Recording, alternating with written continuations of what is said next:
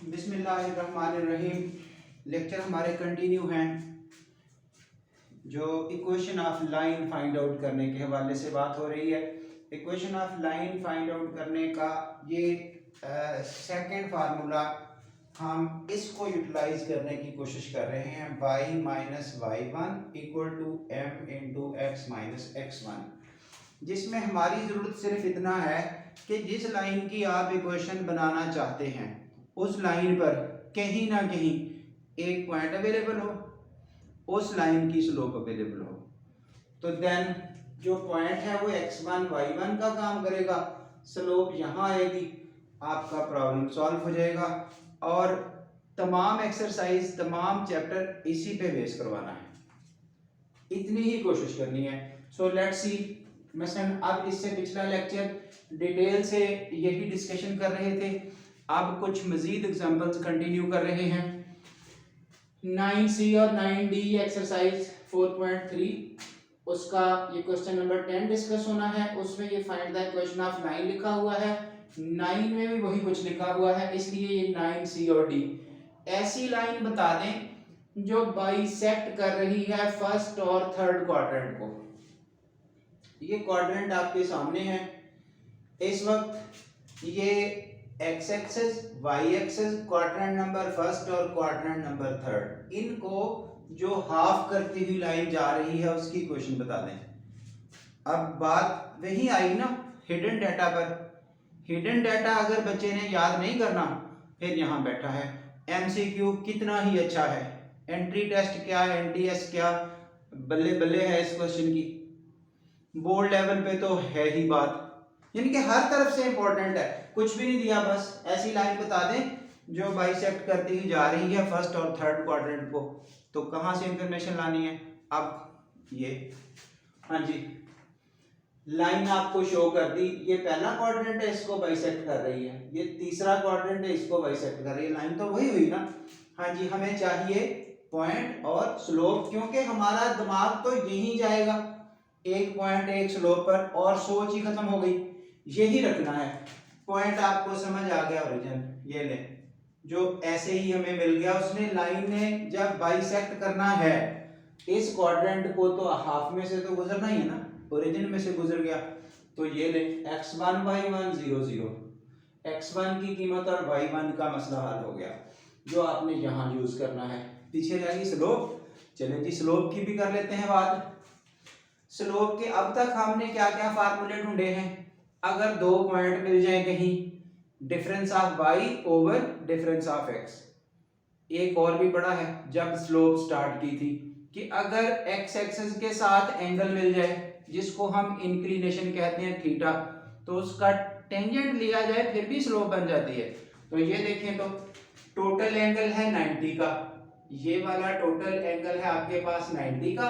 जब ये आधा कर रहा है उसको बाइसेक्ट कर रहा है, तो what about this, positive x axis के साथ 45 मिल गया। टोटल 90 था, उसमें से बाइसेक्शन की वजह से वो आधा हो गया।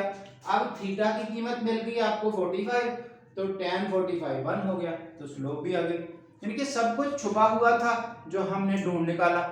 अब पॉइंट भी आ गया, स्लोप भी आ गई।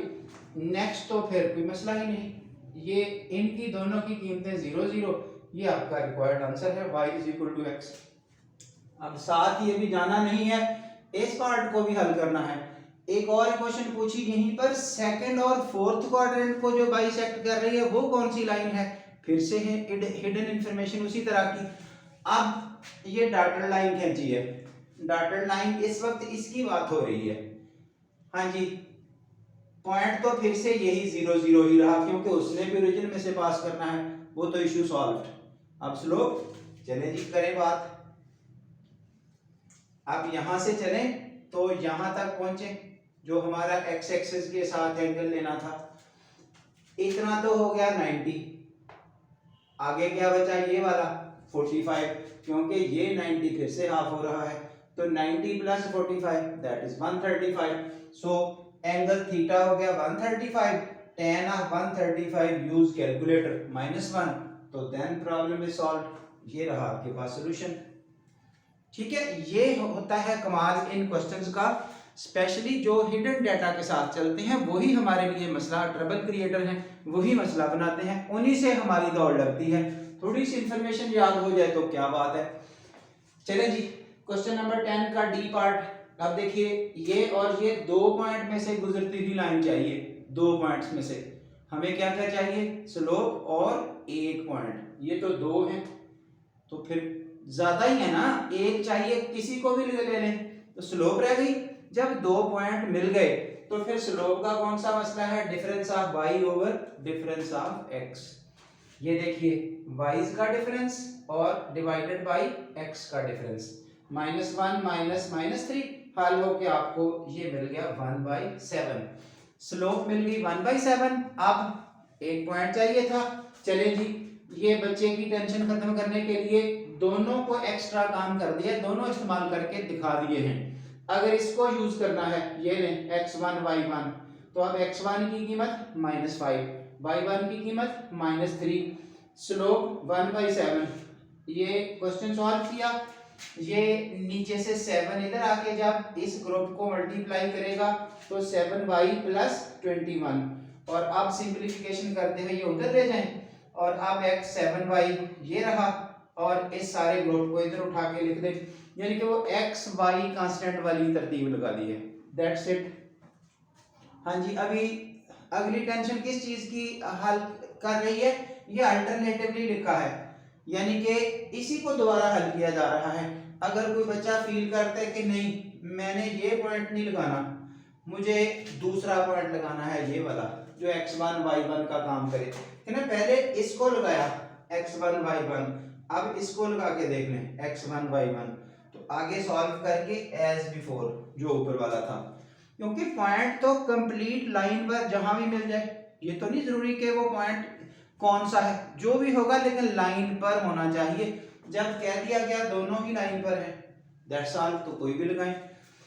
यही प्रोसेस है कि हमने बस उस एक फार्मूले पर ही रहना है। ये किस्सा खत्म हुआ, उसके बाद अभी हमारा काम आगे बढ़ता जा रहा है इसी लाइन के हवाले से। कुछ मजीद हमें एक्स्ट्रा इंफॉर्मेशन चाहिए, तो दैट इज अबाउट इंटरसेप्ट्स। अब इंटरसेप्ट्स क्या होते हैं, जब हम x एक्सिस y एक्सिस को रूटीन में डील करते हैं तो उनको कोई लाइन खींच दी, देखिए ये लाइन खींच दी, उसने कहीं x एक्सिस को कट कर दिया, कहीं उसने y एक्सिस को कट कर दिया। आप इधर को लाइन खींच दें, वो कहीं x एक्सिस को कट कर देगी, कहीं y एक्सिस को कट कर देगी। ये दोनों जगहों को इंटरसेप्ट्स कहते हैं। ये देखिए, the points where any line cuts the axis, x axis और y एक्सिस, वो इंटरसेप्ट्स होते हैं। तारा वो दोनों को कट करती जाएगी।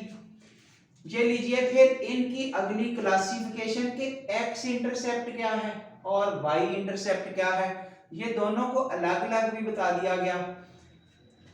x इंटरसेप्ट x की कीमत का नाम है, y इंटरसेप्ट y की कीमत का नाम है। कौन सी कीमतें हैं, वो x की कीमत जहां पर लाइन x एक्सिस को कट करे, जहां कोई लाइन x एक्सिस को कट कर रही है, उस कटिंग प्लेस पर जो x की कीमत है वो आपका x इंटरसेप्ट है। यानी कि अगर इसकी बात करें तो x = a, दूसरा साथ y 0 होना है, क्योंकि x एक्सिस पर y होता ही नहीं। भाई उसका नाम x एक्सिस इसीलिए है ना कि उसमें y नहीं होता, सिर्फ x होता है।